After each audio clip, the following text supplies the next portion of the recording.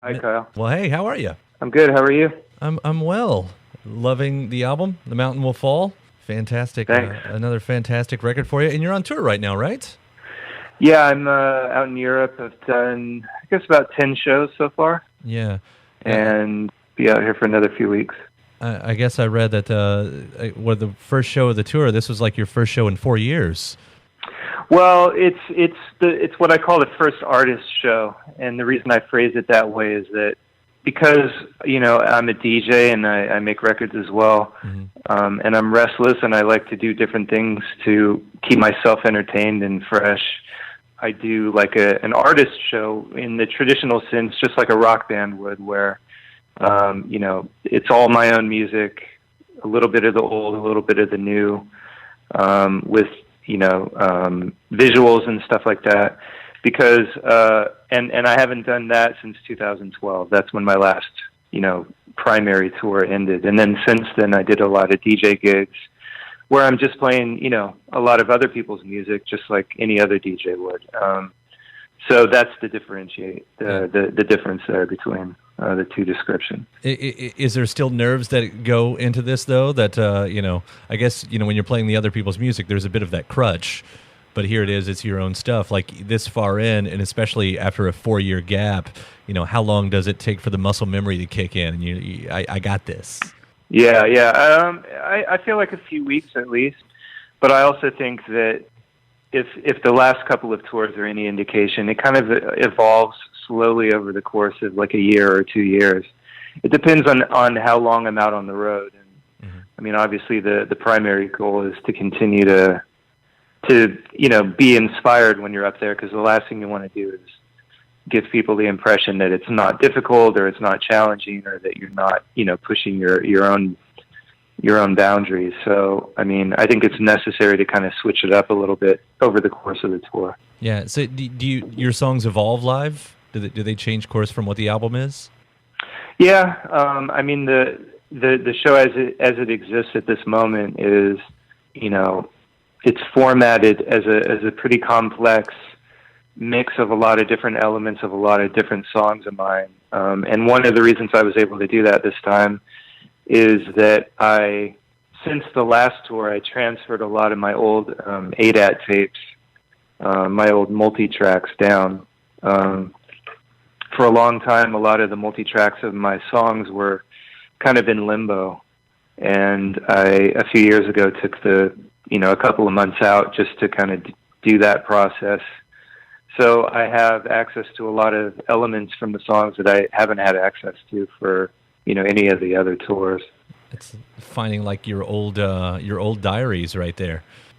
Yeah, it was intriguing. I mean, there's definitely and there's tracks where I tried different scratches or different ideas, and in the mix process just decided that the track was stronger without those touches. So it is kind of funny to go back in time and pry open those multi-tracks and see what was left behind. Yeah. Do you have any just big grimace moments? Like, no, that still has to stay left behind. That's not, that was there for a reason. Yeah, for sure.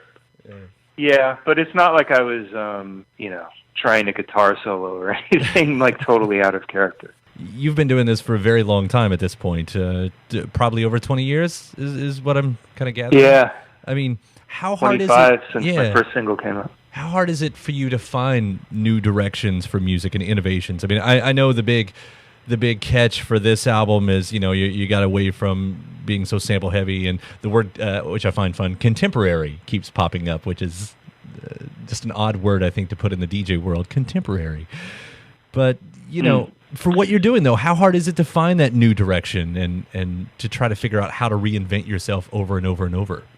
Well, I mean, I feel like as long as I take a long time between albums, it's not really that hard. I mean, fortunately, I didn't get into doing music to be in the conventional, every year and a half or 2 year album cycle, because that's just not the type of artist I am. And that's fortunately, I've always been on labels that haven't forced me to be something that I don't want to be in.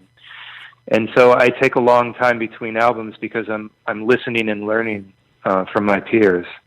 And I mean, for example, my last record was composed mostly in 2009 and 2010, and when I think of all the ideas just in electronic music alone that didn't exist, that exist now that didn't exist then, it pretty much guarantees that my album is going to be completely different, from the last one. And I feel like that's what I need to continue to evolve, is just for the creative energy of my peers to kind of light the way for me, and then apply my own ideas and my own personality to the new landscape as I understand it. Yeah. It's interesting because electronic music and the world of electronic music works so differently than just about any other genre for that fact right there. I mean, you can take time between records and you can come back and people are still interested in what you have to say, where if you were a rock band or a folk band or a country band or anything like that doesn't usually happen. Like, once you're gone for 5 years or more, you sort of become time stamped in an era, and you've been able to escape that. I mean, do you give that to the genre, or hopefully as well to the strength of your music? Yeah, I think that if your goals are pop oriented or kind of mainstream oriented, I think it's pretty clear. It's on. It's in the music that you make. It's in the way that you carry yourself, and I think it's pretty clear that's never really been my intent. That's never really been my. I didn't go to, any kind of showbiz school or get any kind of showbiz training. It's pretty obvious, when you look at the way I dress and the way I carry myself and the music that I make. I mean, I don't really have a lot of interest in crossing over or being a mainstream artist. So I think that lends itself to a certain, credibility within the fan base, and a certain understanding with the people who are attracted to my music, that there's a genuineness there, hopefully.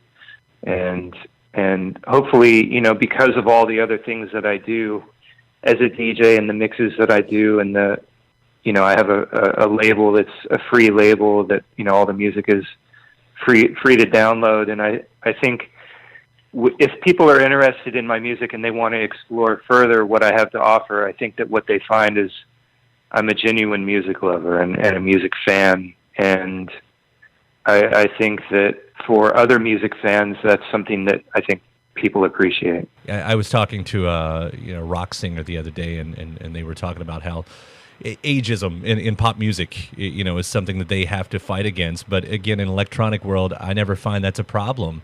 I mean, here you are, you're 44, well, and you sound as relevant as ever, and people treat you, or so it seems to me, and you might have a different take, but people treat you as relevant as, when you came out. Like, it doesn't seem like you have to battle that as much as the pop singer would, or something. Yeah, I suppose there's some truth to that. I mean, probably because, for one thing, I don't really push my face as an asset, you know what I mean, or as a I've never really put my picture on my album cover, or, done a lot of things where it's like, look at me, because that's not really what it's about for me. Mm-hmm. And so as a result, I think a lot of people don't know what I look like, and they don't know how I've changed through the years, so it's less of an issue. But, I mean, I also think that some of what you're talking about, I think, also happens to artists when they decide that they don't want to pursue an agenda of making music that's evolving. And, I think it's a big challenge to, regardless of the genre, for people who make music to continue to be inspired and continue to find inspiration. And I think what happens a lot of times, particularly with genres who I think, the glory days are to some extent in the past, like I would argue rock and roll or blues or jazz or, a lot of music that, and maybe even hip hop, I don't know. But I think that eventually what starts to happen is people just going to go, you know what, I miss my roots. I'm going to go back to my roots. Mm-hmm.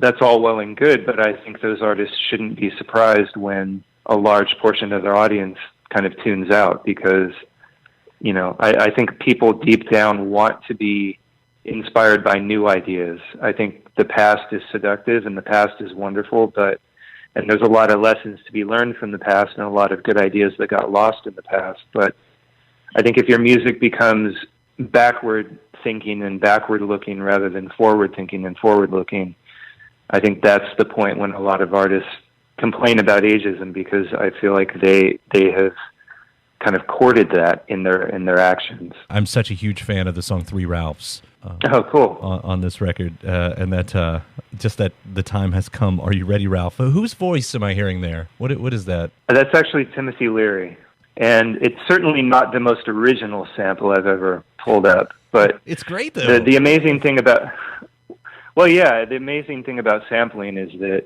you can listen to a record that's been used and before, and you can kind of go, well, okay, that doesn't really resonate with me right now. But then you can listen to it 15 years later and go, actually, that's kind of funny. I just started working on this song, with a sample that says 3 Ralphs. And, here he is talking to someone named Ralph. And I wanted to take the track in a different direction. It's actually one of the kind of technical themes of the record is playing a little bit with arrangement and making things, breaking things up a little bit and having the arrangement be a little more free form and almost like songs within songs, rather than your traditional, build, drop outro, which, is the basis of so much electronic music. So yeah, that's who that is in that sample. I mean, maybe it's the unconventional nature of that song is the reason why I like it so much too, because it just gives, all your music's given a mood, throughout every album, and this is just a new mood for this song, and I don't know, for whatever reason, it really connected with me. And then the other one, awesome. You've introduced the world to Ernie Fresh. Yeah.